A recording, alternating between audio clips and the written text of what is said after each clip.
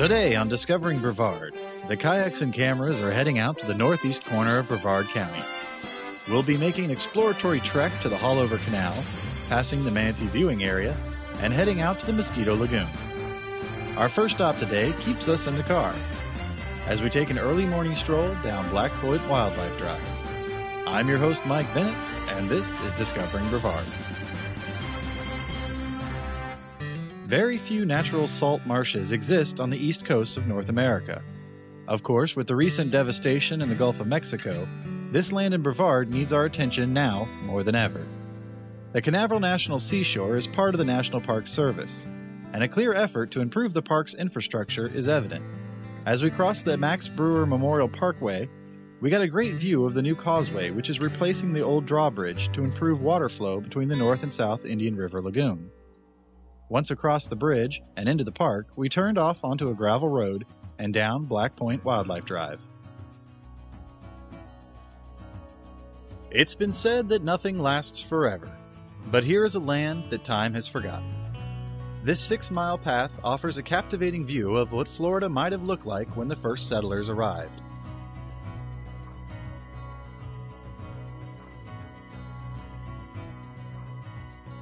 Both of the basic types of saltwater wetlands can be found here: the mangrove forest and the salt marshes.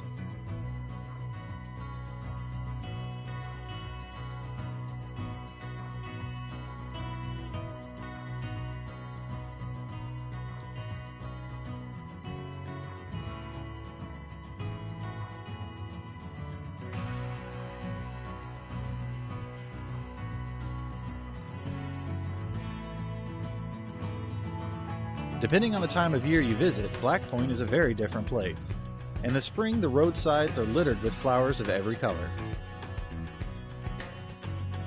Today, on this cool October morning, the residents of this tranquil land are shy and have plenty of hiding places.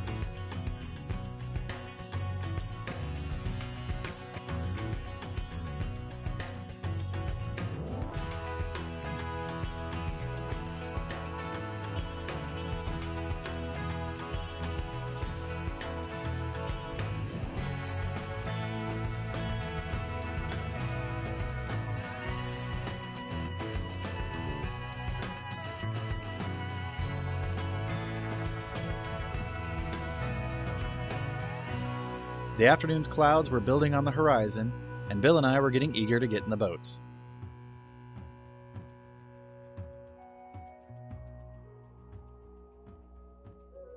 We made our way to the Haulover Canal and put the boats in just underneath the drawbridge, because we couldn't find the back road which we intended to launch from. This canal was blasted out of the Coquina Rock by the Army Corps of Engineers in the late 50s, earning its incorporation into the Intercoastal Waterway System.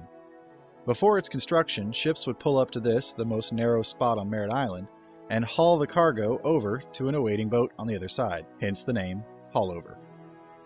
To the north of the bridge is the manatee viewing area. Because this is the only remaining direct line from the Mosquito Lagoon to the Indian River, it's a perfect spot to view manatees, dolphins, and even alligators as they migrate by.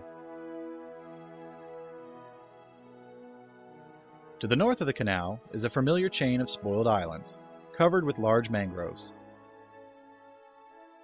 The wind was picking up, so we decided to head south and investigate a series of small canals which we spotted on the map. While crossing the canal, we passed some playful dolphins, and a few large boats passed us.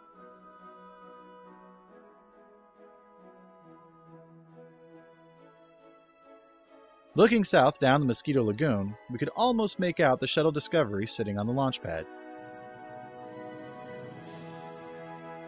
We continued south into the wind, taking refuge in the small canals. The thick seagrass was a good indication that no one had been here in a while, and the overgrown trees provided plenty of hiding spaces for large banana spiders.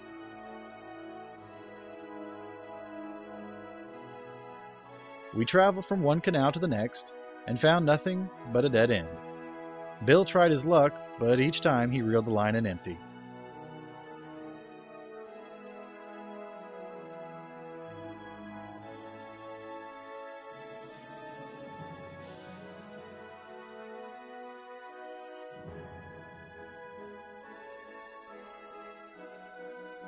We reached the point which we intended to launch from and decided that, well, this was far enough.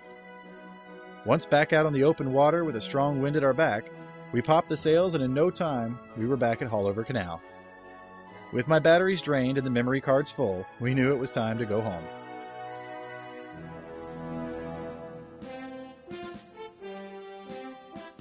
This has been a very beautiful trip and we only barely scratched the surface. We didn't even make it out to the seashore today, or to the Merritt Island Wildlife Refuge Center. But you have to save something for the next trip. I'm Mike Bennett, and you've been Discovering Brevard.